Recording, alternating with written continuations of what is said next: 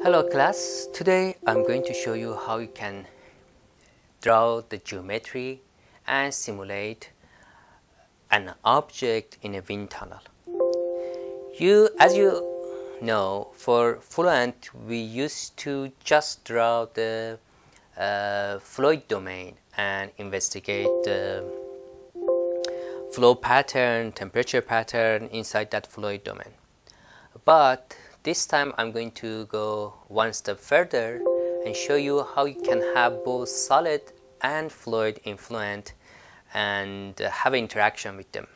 Remember, when we have two different phases, solid and liquid, the calculation is going to be a little bit complicated and slower. And usually we name this type of simulation conjugate simulation, which means we have both solid and fluid inside. Okay, to start with, I'm going to show you how you can draw the geometry you need. Okay, because it's much more useful for me, I'm going to draw a heat sink inside wind tunnel. But you can draw whatever you want. For civil engineer, they can draw a building block and different shapes, and then we are going to draw the wind tunnel. Okay, let's see. I'm going to open a new part.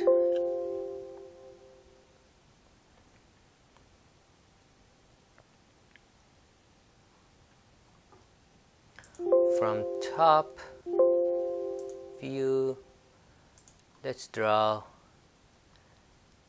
a rectangle.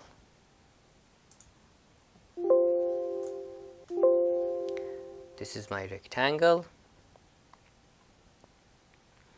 Let's make it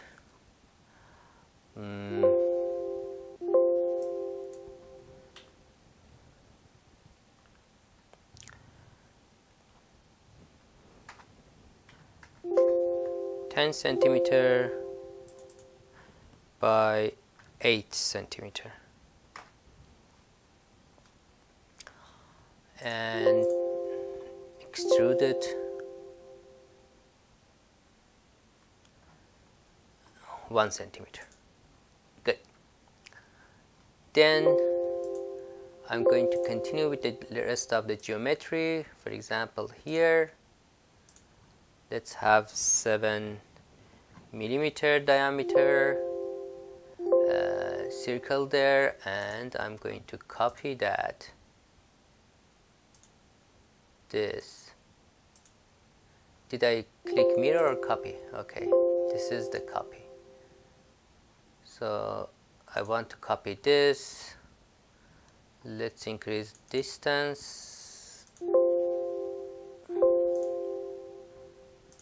3 would be enough. Also, I want to have in this direction, flip it and increase the distance. Okay, it's good.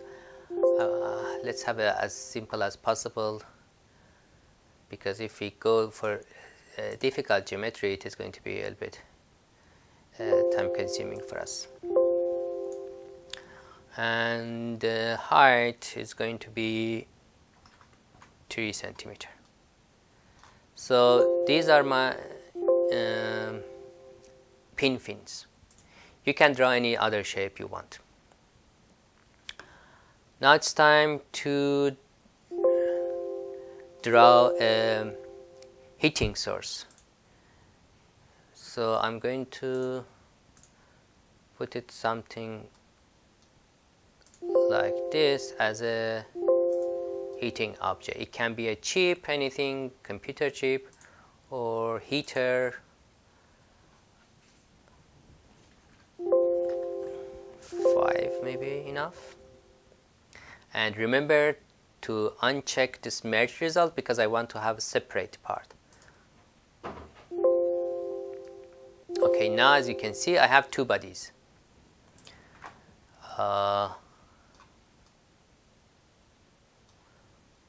one heatsink with these fins, pin fins, and the other one is this heater. Later going to be generate some heat for us, and this heat sink is going to dissipate, and I'm going to put the whole system inside the wind tunnel.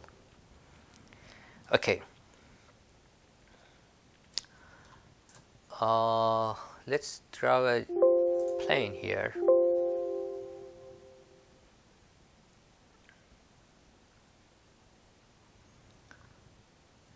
My computer is really slow because I'm already preparing the answer for this workshop, and my computer is solving that problem. Yes, let's go a bit high. For example, this is going to be the top of my fluid domain. Okay, this is my plan. Let's go perpendicular to it. What?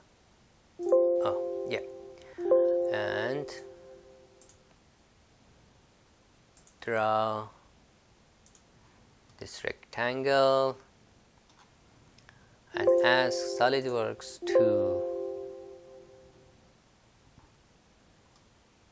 first of all, let me change the direction. It will be this direction, and extrude it up to next, whatever is next. So it is going to be up to this surface here, everything around this. And be careful not to merge it. And okay.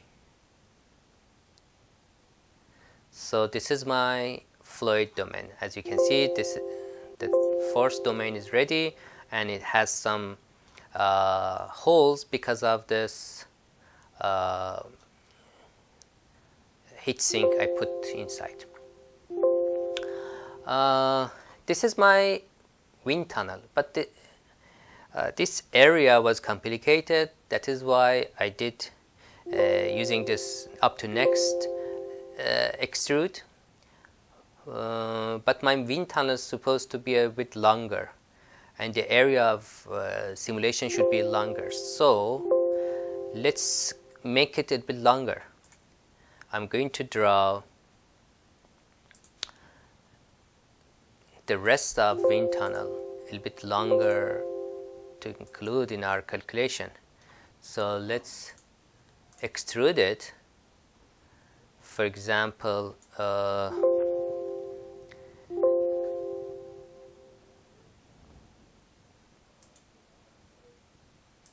5 more centimeter, and don't merge it, because if I merge, it is going to merge with everything, and I don't want that.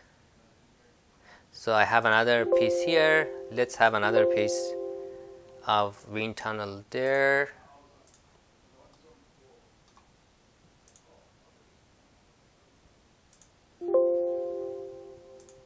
Extrude 5 centimeter, again don't merge it. Okay, now I have extrude number 4, 5 and 6, which they are supposed to be a fluid domain, and they must be one solid, one domain. So I'm going to go to insert, features, and combine option. Now I'm going to add to each other just those 3. So here bus extrude number 4, 5, 5 and 6, add to each other. Now they are one piece. If I hide these two, you can see, let me make this one transparent, also this one transparent. Now you can see there is hole inside, and it is going to be my fluid domain of this wind tunnel.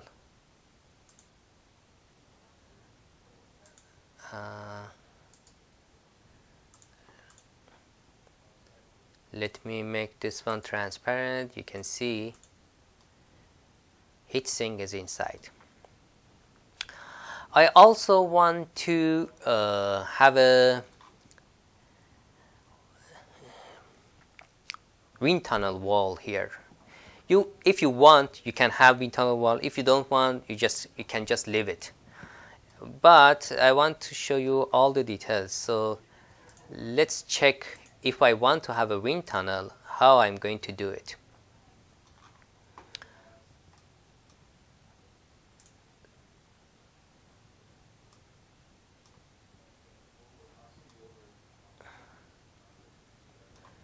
So one rectangle here and another one a bit bigger. Let's consider this is my wind tunnel wall, and it's time to extrude it. And we know that we shouldn't merge it, and the direction should be at the other side direction. So to the right. If I extrude it to the right, it is going to hit this heatsink, and I don't want it. So what I'm going to do, I'm going to ask ANSYS to go extrude it up to this surface and stop there. So, and it's not merged, it is going to be individual solid there. As you can see, this is a one solid. Again, I'm going to do the same here. Let me go perpendicular to this. Now it's easier to draw. From here to here and from here to here. Now we need to do the same again up to this surface. Extrude up to surface here, and don't merge it, we need it. Now it's time to do the rest, the middle side. Let's see how I can trick. I'm going to use line over this surface from here to here to here.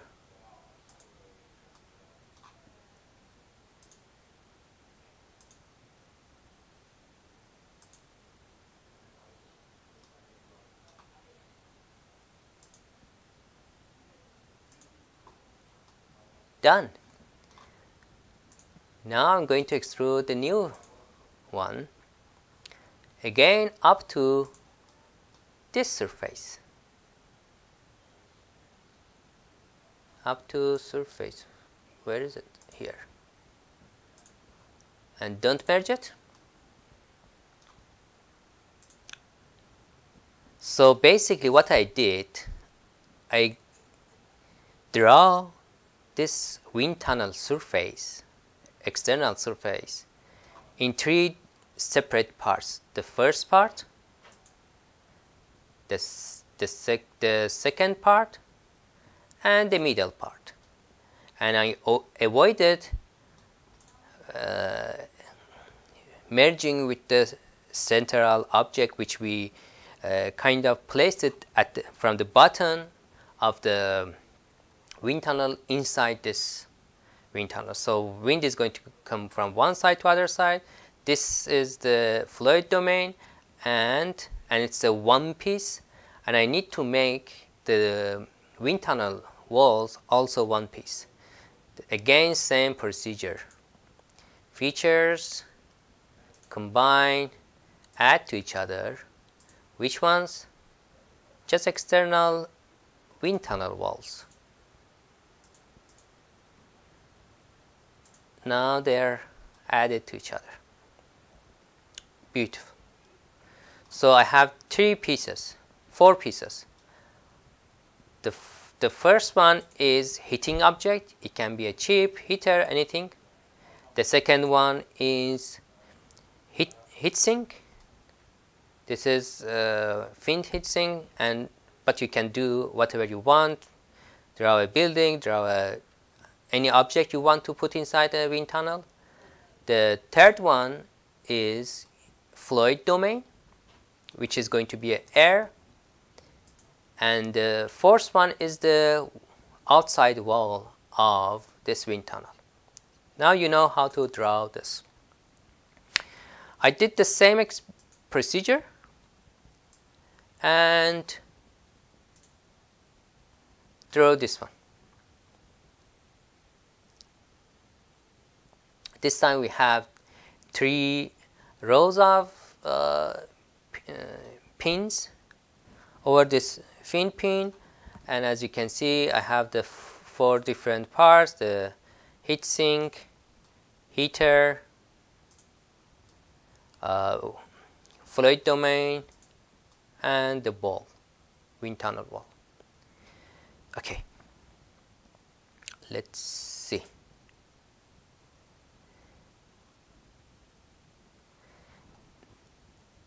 So what I did, I saved this file as IGES file, so IGES file, and I named it this new P. Then I opened Fluid flow, which is this one, Fluent, and let me show you, for example, and I right click and imported the file I already prepared. Then I open the mesh,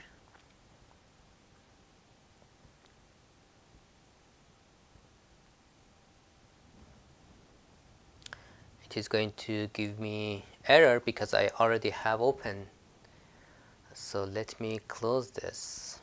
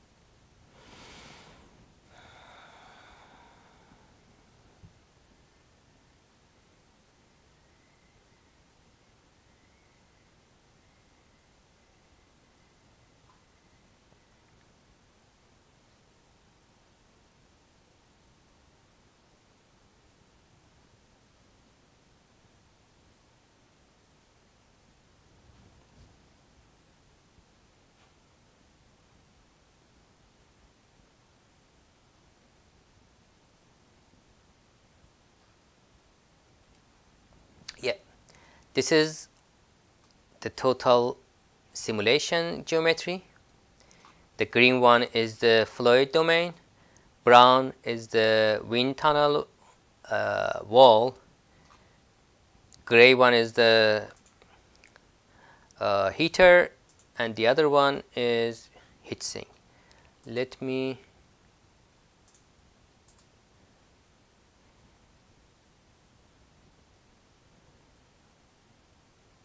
hide this one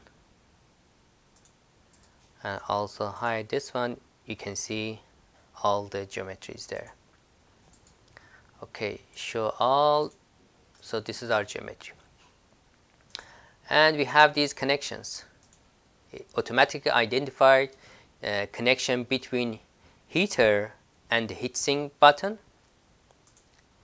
between heatsink pin and the button of the surface of the heatsink with air domain. This is the blue one. Let me show you here. And then third one is connection between the side wall of the heatsink and the wall of wind tunnel. And the fourth one is connection between wind tunnel wall, the inside of wind tunnel, with the fluid domain. As we always do with Fluent, you need to name these objects, these geometries, to be later it will be much easier. So I select the body selector, and for the fluid I'm clicking it, create name selection. So fluid domain,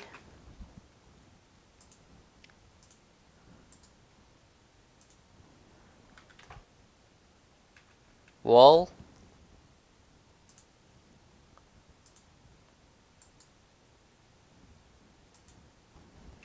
heat sink or whatever you have here,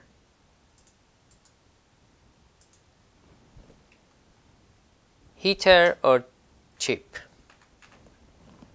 something which is going to generate heat. These are those 4 main parts we have here. Next thing, you need to show and name inlet and outlet. Let's consider this one inlet, and the other side outlet. Now everything is ready. We just need to right click and generate mesh. For the rest, I'm going to show you the simulation I already did. Okay.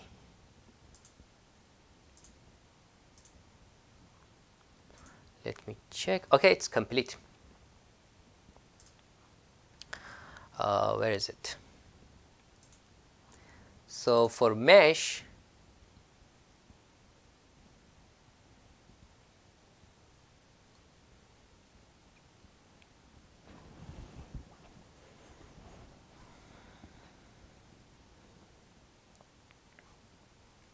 I selected default mesh. It's very coarse and it's not accurate. And let me check how many nodes.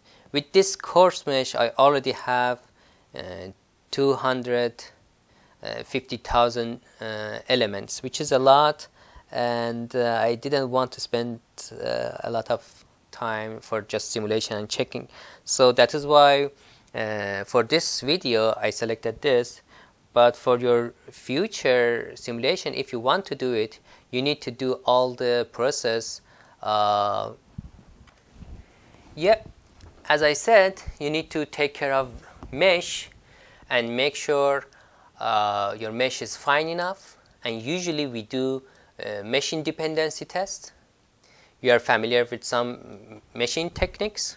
So you need to have like at least 3 different level of meshing, gradually increase the number of mesh, and check the value for a specific point and see if by increasing the number of elements, if that the value of that point, for example temperature of some point, is changing or not. If the change was smaller than, for example, 1% or 5%, you can say, yeah, my mesh is fine enough, and if I refine this mesh more and get more elements and nodes, the results won't change that much.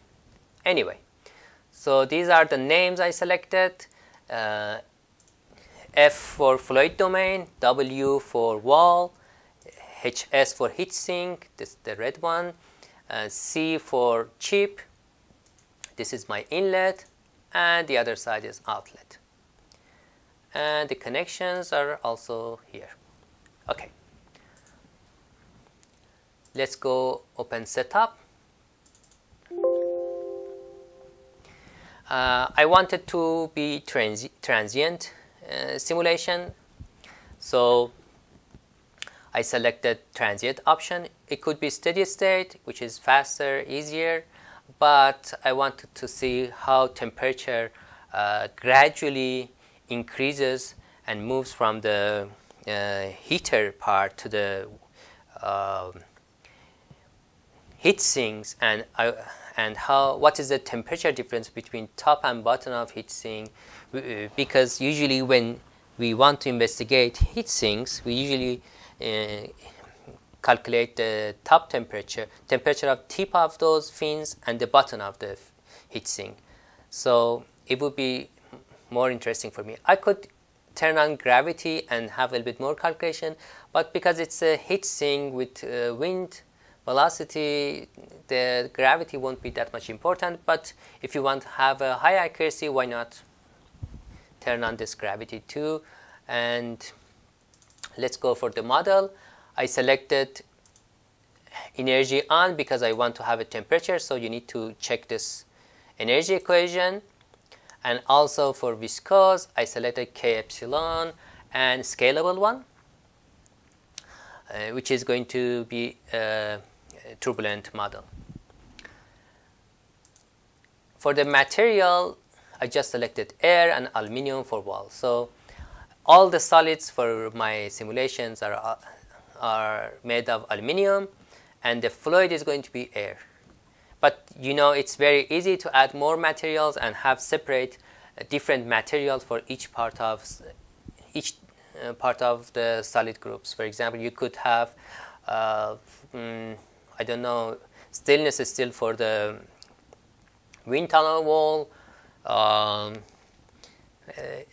copper for heat sink. Usually they are copper or aluminum, and for chip or for the heater, another material. Anyway, cell zones. As you can see, we have these 4 cell zones. You need to check one by one. For C, which is for chip, it is solid. For F, which is fluid domain, it is supposed to be a fluid. Heat sink, solid. W was wall, solid. So I'm happy with the cell zones. You also need to specify a heat flux for chip or heater here. So I'm going to open this. The material is aluminum, and you need to check this heat source term to turn on this option here, energy. You click edit and give the number of energy sources 1. Originally it was 0. When you turn on to increase this 0 to 1, you can select one of these: constant, new input parameter, or none. I selected constant and 1 times 10 power 8 watt per meter cube is selected as a heat flux of that small chip. Yeah, so we have this heat source for their defined inside the cell zone conditions. Let's see boundary conditions. Yeah, these are the contact regions, so we don't need to take care of those things. The most important one is inlet. It's a velocity inlet because I named it inlet. ANSYS Fluent is recognized it. Let me open it. And I decided to have 1 meter per second the magnitude of the velocity from inlet. And the thermal condition, I selected 15 degree. Usually this unit is Kelvin, so you need to put it as a Kelvin, but I like centigrade, so I changed it. And how I changed it? I came here, units, found temperature, and selected centigrade as a unit and closed it. So basically 1 meter per second and temperature 15 degree. This is an inlet velocity and temperature of air. For outlet, it's supposed to be a pressure outlet. And yes, that's it.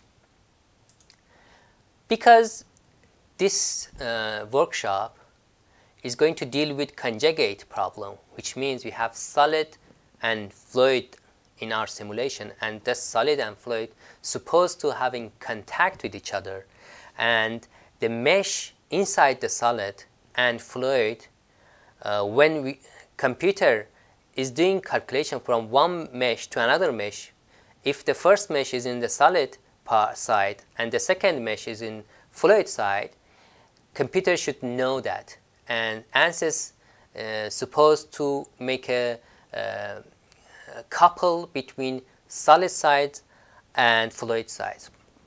We call this coupling conjugate, and because there's a big difference between conductivity of the materials from solid to Fluent, we need to specify that. So let's open mesh interface. As you can see, we have two major contact area, and one of them is this contact area is between these two, and the other one is between these four. Let's open edit, and I selected both of these contacts, which is automatic, and ANSYS found these contacts, and I clicked and checked this coupled wall. So ANSYS is going to calculate temperature from solid to liquid without any problem, and we are going to have coupled temperature. There's done. Then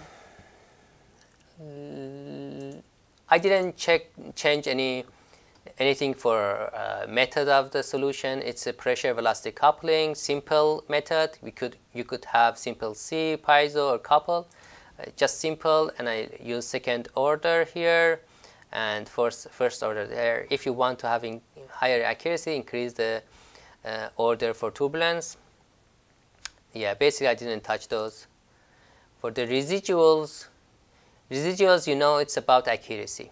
If you want to have a higher accuracy for continuity equation, momentum equations, x, y, z, energy, and turbulence energy and kinematic, you need to increase this accuracy from 10 power minus 3 is the basic one. Usually we select 10 power minus 6 or 5. Yeah, but I didn't touch it because I want to have a very fast calculation. I can show you here, for example, these because I already did the simulation and finished the calculation. You can see the continuity equation. The residual is 10 power minus 6, which is very good. For momentum, x direction velocity is 10 power 6, y 8, energy minus 5, and the rest. So they converged, and because they are under smaller number than 10 power minus 3. Okay, the next step is going to be initialization. I selected hybrid initialization. You click hybrid and click this initialize, and ANSYS is going to initialize the finite volume calculations. And finally, you open your calculation part. I selected 0.01 as a time step, dt, delta t. But this is a really large delta t. If it was serious calculation, I probably would start from 10 power minus 3 or 4 and then gradually investigate time step independency test. Total number of time steps 200. So basically, if I multiply 200 by 10 power minus 2 for this time step, basically I'm simulating 2 seconds of this wind tunnel with that object inside, and the maximum iteration is 40. So basically, what I'm telling Fluent is do at least 40 iteration if you didn't reach to the convergence. If you reach to the and converged, you don't need to do 40. If you didn't, continue till 40 iteration and then just leave it. Don't continue. Usually, I personally use like 100 or more even, because I want to make sure we are converging all time steps. Yep, done. After that, you need to click calculation and wait, and ANSYS is going to show you residuals. As you can see, these are all the residuals we have. If they are under 10 power 3, it is going to be converged, and you can see we have some fluctuations there. Okay, let's go and check the results. I'm going to, where is it? I'm going to drag a result here and check the, oh, by the way, I didn't tell you how I selected the results. So you go to the calculation activities here and click over create solution data export. If you click that one, you are going to open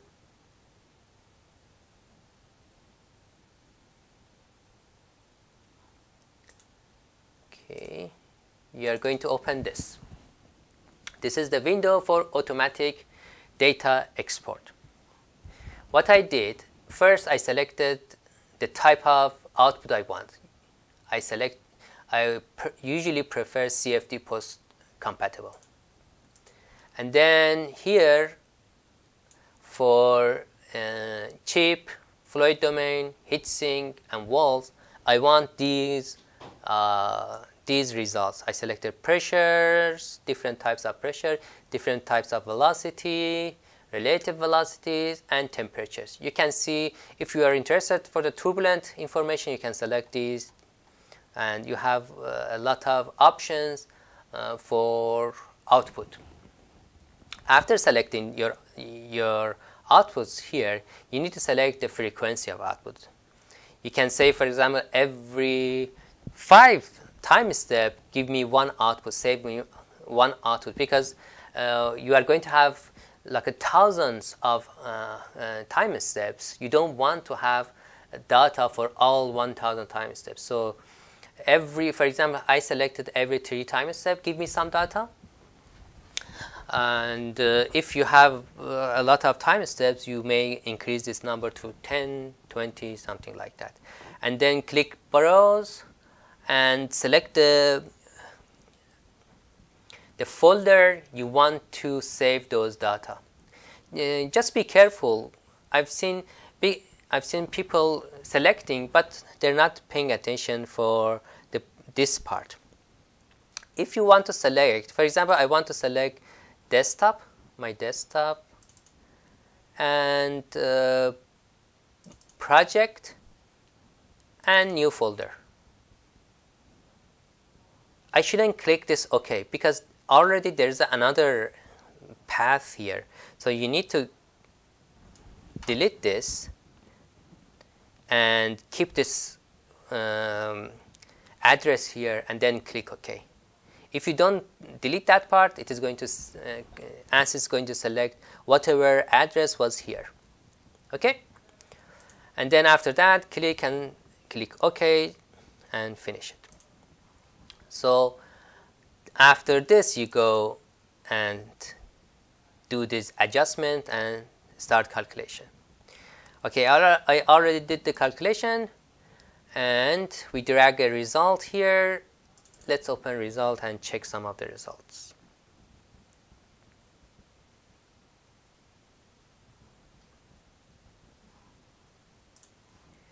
File, load results from desktop, at project file, folder, and let's go open the latest one. Open.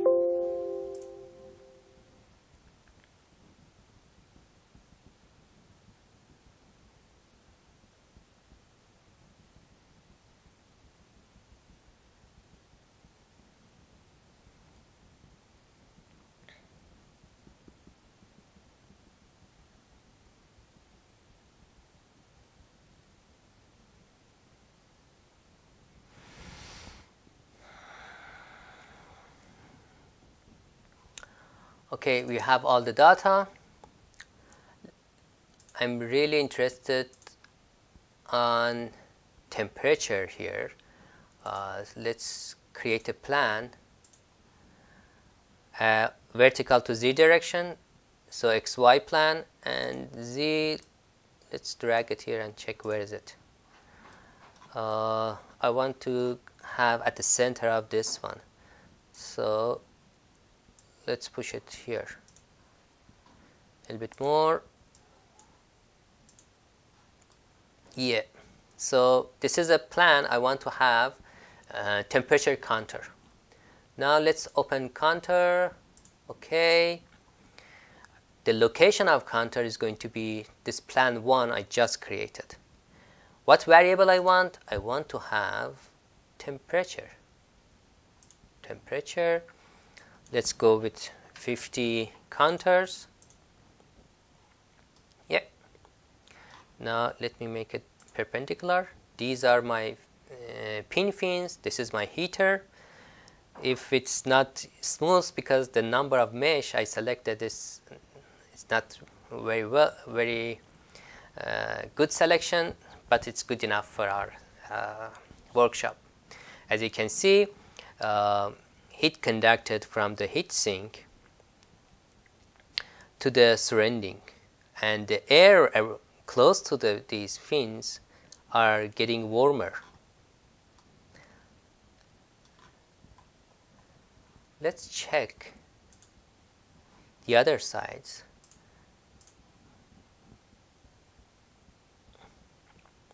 So first row is not that much hot.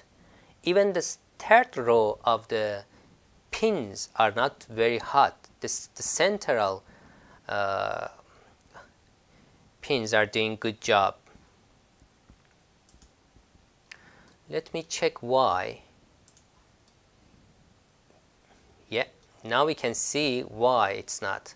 Because the heater or chip is placed at the bottom of the middle row. So the heat transfer conducted directly into these fins, and that is why we have hotter fins here. Let me check the stream. So streamlines should start from inlet, which is this side. Let's go with 50 points. It's going to show velocity. The top view, as you can see, the velocity streams or streamlines are bended close to the these pin fins. This one is at the top of the fin, so it's directly comes and goes outside. And when they are bended, we have a venturi effect here, and the velocity is higher. That is why we have red area here and here. You can see the velocity is much higher than the, for example, the before reaching the pin fins. Let me change the color of these streams. Instead of showing velocity to me, I want to show temperature. So that is really interesting.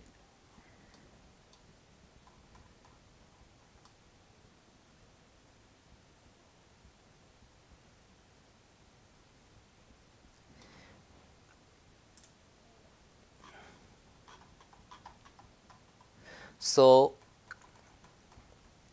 based on this velocity we assigned, air temperature, the flow, is not changing that much. We have some temperature increase between the fins, these pin fins, but we don't have streamlines there, so that is why we can't see it. Let me increase the number of streamlines from 500. Let's go for 500 and see.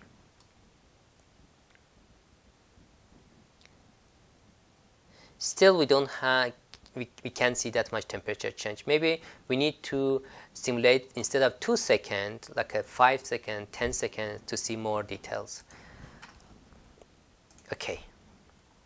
Okay, this one was interesting, but I want to turn off this streamline, create another plane. In this time I want to have at X and Z direction. X and Z direction, and no idea about this. Let's see. No, if I select here, the temperature gradient is very small. It is going to be just blue.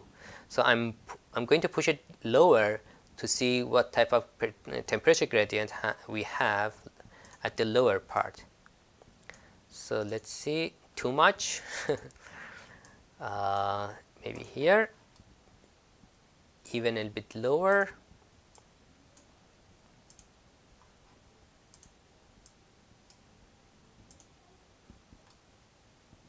Yeah, it's above the base.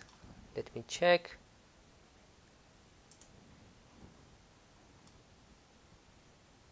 Yeah, it's above the base, but we are supposed to see better.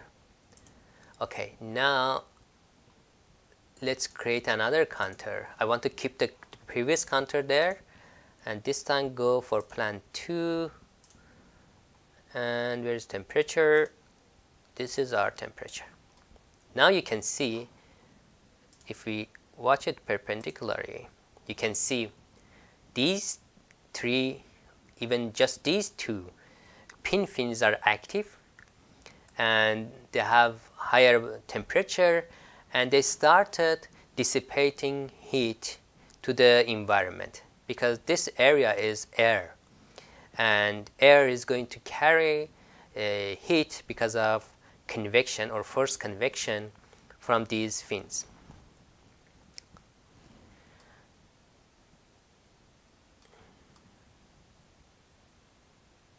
If we continue simulation, we may see more details or more what is the word for it? More developed flow around this. Yep. And also another important factor for wind tunnel simulations, which is very interesting for civil and mechanical engineers, is pressure. Because you can imagine these columns are buildings or any type of columns, structures we have. We want to see if we have a wind from the left side to the right, from right side to the left side, what type of pressure we have. So let's go to the counter 1, which is the vertical one. Instead of selecting temperature, let's go for pressure. Now, as you guessed, velocity air we are going to have from the left side. We have high pressure over the right surface of the first column or fin. And then the other one, because they are behind the first pin, they are going to have lower pressure. The second one is a little bit lower. The third one is much lower. You can see the yellow area here is much smaller than here, and here even we reach the red side. And that is why the first one is going to have highest tolerating highest pressure. Let me change the counter for the second one also to pressure to see what is the pressure behavior there perpendicularly. Yep, for all 3, the first row is going to tolerate high pressure, and because you know these points are stagnation points. Velocity is 0, so highest pressure. And then the yellow part is smaller here, and finally the third one has the lowest pressure on the left side. Okay, let's check. This is plan 1. Let's check for everything. So these are the pressure counters all over the wind tunnel.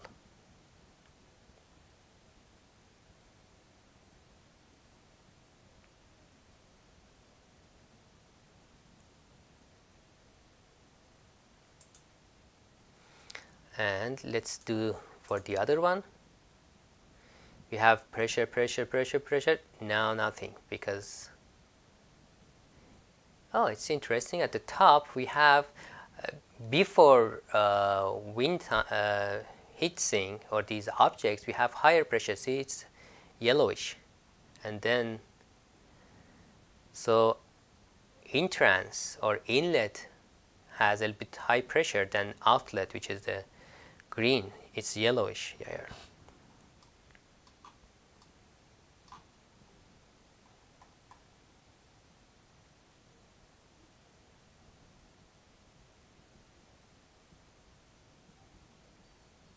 Okay.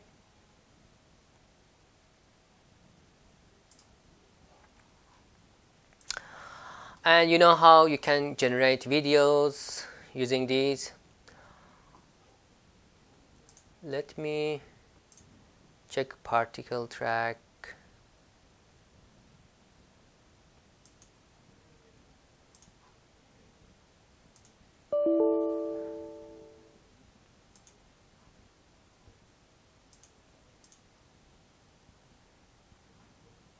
Oh, later I will check that one.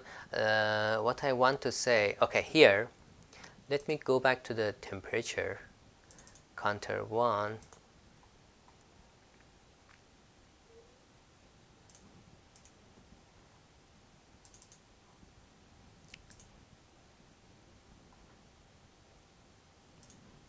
Temperature, so this is our temperature counters. Let's do stay perpendicular. If you want to check temperature gradient at other times, because this is the final result we have, I can go, for example, this is number 66. I can go, for example, number 40 and apply. See, the temperatures haven't developed as, for example, number 50. Number 50, they're developing more. And then the last one, much more. Okay, what I'm going to do, this is the end of workshop. I'm going to continue the simulation a little bit more, and for the final part, probably I'm going to come back, show you the result much more developed. Okay, let's pause the recording. Okay, I'm back with the results created for this wind tunnel. It is going to be a few more seconds of the results. Let's see one by one the created results. The first one is going to be counter. As you can see, now he conducted more inside this columns, and heat sinks is going to dissipate heat much more, and you can see the fluid between these two pin fins have a higher temperatures here, here, here. Okay, and you can guess based on this, this side is going to be inlet and the other side is going to outlet, because the heated air between these pin fins are going to the left side. Let's go and turn on the second counter. This is the top view. You can see the center pin fin has the highest temperature, and air has a higher temperature at the center of this heat sink, and the rest hasn't started working. Of course, the lower one here has a higher temperature, because if you check the my heat sink, my heater, it's a little bit toward the upside. That is why the topper part, let me check.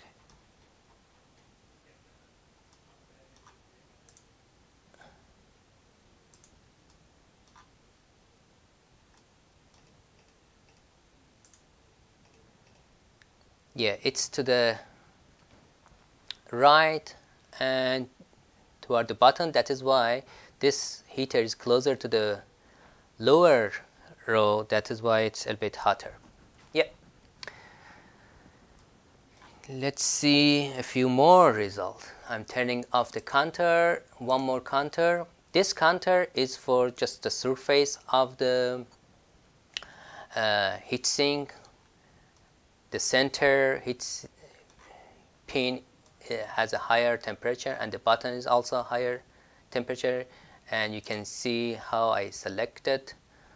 If I double click over counter, you can see I selected the contact region 2, which is related to the surface of heatsink. There are some other contact regions. This one is for the button of the heatsink, which we don't want. This one is the heatsink itself. Contact between the outside wall of wind tunnel and the fluid. And this one is the fluid and heatsink. Let's see this one. It should be interesting. Now you can see this is the fluid side of those contacts.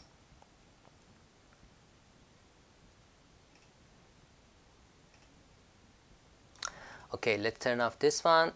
Counter number 4 is just for the wind tunnel wall, and you can evaluate. Yeah, we have some heat conduction from the heatsink to the wall. If you want to consider the accuracy of your calculation, you can calculate how much heat you are losing because of this conduction. Let's go and see the volume rendering. This is also a really good result. You can see the temperature rendering here, and for solid and fluid. You can see flow inlet is on the right side, and when it flows between the pin fins, the temperature of the air is going to increase, and that is why we have a higher temperature at the left side. And let's see streamlines. This is the streamlines we have. Again, temperature of air close to the end is increased because it passed through this fins, and the air gradually heats up between these fins. And sometimes when you're using the global scale, you can see any temperature change for the air because it is going to be very small, and the global temperature range is, for example, from 350 to 200 something, 270. So all of the temperatures are going to be blue. So what I did here, first I came, let me turn on streamline. I consider streamline from inlet, 100 points, and I went to the color. I said I want to have a variable here, and it should be temperature, and I manually define the minimum and maximum temperatures. Now I can see some temperature change. If this one instead of 300 was 320 or 50, which for example let me put 350, I can't see any temperature difference because colors can't show me that much accuracy there. So I'm going to change it to 290 because I know the temperature is between 280 something to 290 something. So now I can see temperature of the air over this area changed. If I move it to 300, I'm not going to see any change of the temperature of this area. See? That is why it is important for you to select temperature range manually to get accurate results and have a better observation. And finally, I'm going to show you vector graph, which is going to be vector presentation of airflow from inlet to outlet. As you can see, closer to the first pin fin, we have higher velocity here. Between pin fins, we have lower velocity. If we could kind of have a hole maybe over these pin fins, we could increase velocity here. Let's see.